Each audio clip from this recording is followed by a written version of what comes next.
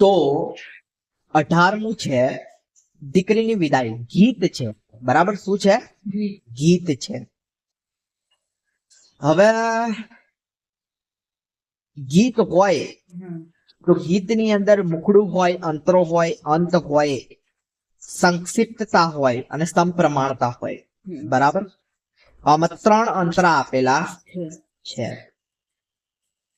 અનિલ ચાવડા 10/5/1985. અનિલ પ્રેમજીભાઈ ચાવડાનું જન્મ સ્થળ સુરેન્દ્રનગર જિલ્લાના લખતર તાલુકાનું કારેલા ગામ.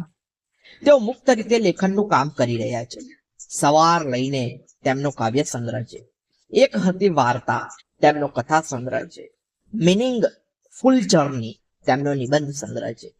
સુખ દુઃખ મારી દ્રષ્ટિએ, શબ્દ સાથે મારો સંબંધ, પ્રેમ વિશે, આકાશ વાવનારા, આચરે તે આચાર્ય, તેમના ચિંતન લક્ષી નિબંધોના પુસ્તકો છે. સાહિત્ય અકાદમી દિલ્હીના યુવા પુરસ્કારથી તેઓ સન્માનિત થયા છે. દીકરીની વિદાયના કારણે ઘરની પરિસ્થિતિ અને સંવેદન ગીતના મધુર લયમાં આ રચનામાં મુકાયા છે. લગ્ન પછી દીકરીની વિદાય થતા ઘરમાં અને શેરીમાં વ્યાપી વળતો એક ખાલીપો આ ગીતનું મુખ્ય સંવેદન છે. જે દીકરીએ એના સ્નેહથી ઘર તથા શેરીને હૂંફથી જોડાવાનું કામ કર્યું છે, તેના જવાથી ગોખેથી જાણે દીવો ચાલી ગયો હોય એવું અનુભવાય છે. દીકરીએ ઘરનું અજવાળું છે એ મહેંદી મૂકીને અન્યત્ર ચાલ્યું ગયું છે. એનો સ્વભાવ અભાવ સ્વજનોને વ્યથિત કરે છે. ઘરના આંગણામાં કરાતી રંગોળીમાં હવે પહેલા જેવી ભાત પડશે નહીં, કારણ કે દીકરી ચાલી ગઈ છે. દીકરીની વિદાય થી ઉભા થતા ખાલી પાનું કરુણ સુંદર ચિત્ર આ ગીતમાં છે. તો અનિલ ચાવડાએ દીકરીની વિદાયના લીધે જે વાતાવરણ સર્જાય છે એનું ગંભીર આલેખન અહીંયા કરેલું છે, બરાબર. હવે તો આપણને ખબર જ છે કે કોઈ બી ઘટના આજુબાજુ આપણે થતી હોય તો એનું એક વાતાવરણ સર્જિત થઈ જતું હોય, બરાબર. લગ્ન થાય તો એનો એક માહોલ બની જતો હોય, બરાબર. પછી ઝઘડો થાય તો એનો એક માહોલ બની જતો હોય. બધી જગ્યાએ અલગ અલગ માહોલ બનતો હોય. તો દીકરીની વિદાય વખતે પણ એક આખું જે વાતાવરણ ઊભું થતું હોય છે એ બહુ અલગ જ વાતાવરણ ઊભું થતું હોય, બરાબર.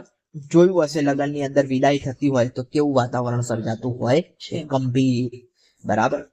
તો એ વાતાવરણ અહીંયા આપણને કીધેલું છે કે દીકરીની વિદાયમાં લખીને આપેલું છે. આટલા આટલા વર્ષો જેણે રાખ્યું ઘર હૂંફાળું, મહેંદી મૂકી ચાલ્યું આજે ઘરનું એ અજવાળું, બરાબર. તો પહેલા જ અંતરાની અંદર આપણને કીધેલું છે કે આટલા આટલા વર્ષો જેણે રાખ્યું ઘર હૂંફાળું, મહેંદી મૂકી ચાલ્યું આજે ઘરનું એ અજવાળું, બરાબર. તો મહેંદી મૂકીને શું કર્યું ગયું છે? ચાલ્યું ગયું છે. કોને કહે છે?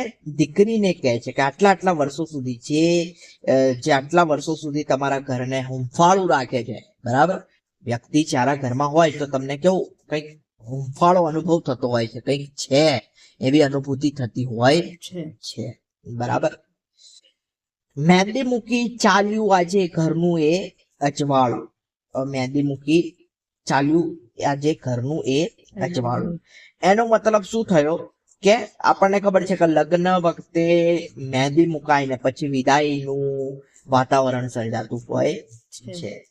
તો મહેંદી મૂકીને એ ચાલ્યું જાય છે ઘરનું અજવાળું. ઘરનું અજવાળું જ કહેવાય, બરાબર. એક વ્યક્તિ એક ઘરમાંથી તમારી જગ્યાએથી બીજી જગ્યાએ જાય તો તમને કેવો અનુભવ થાય? ખાલીપો અનુભવ થતો હોય છે. દીકરી જાતા એમ લાગતું ગયો ગોખથી દીવો, નહીં સંધાય હવે આ ફળિયું ગમે એટલું સીવો. શું કીધેલું છે? દીકરી જાતા એમ લાગતું ગયો ગોખથી દીવો. ગોખ એટલે ગોખલું જેની અંદર આપણે દીવો મૂકતા હોઈએ છીએ, બરાબર. તો કહે છે કે દીકરી ગઈ ત્યારથી એમને એવું લાગ્યું કે દીવો ગતો રે, ગોખલામાંથી દીવો ગતો રહ્યો હોય એવું લાગે છે.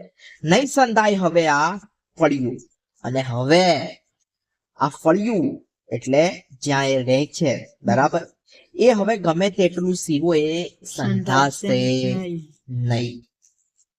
જેની પગલી પડતા સગળે થઈ જતું રજવાડું, જેની પગલી પડતા સગળે થઈ જાતું રજવાડું, મહેંદી મૂકી ચાલ્યું આજે ઘરનું એ અજવાળું.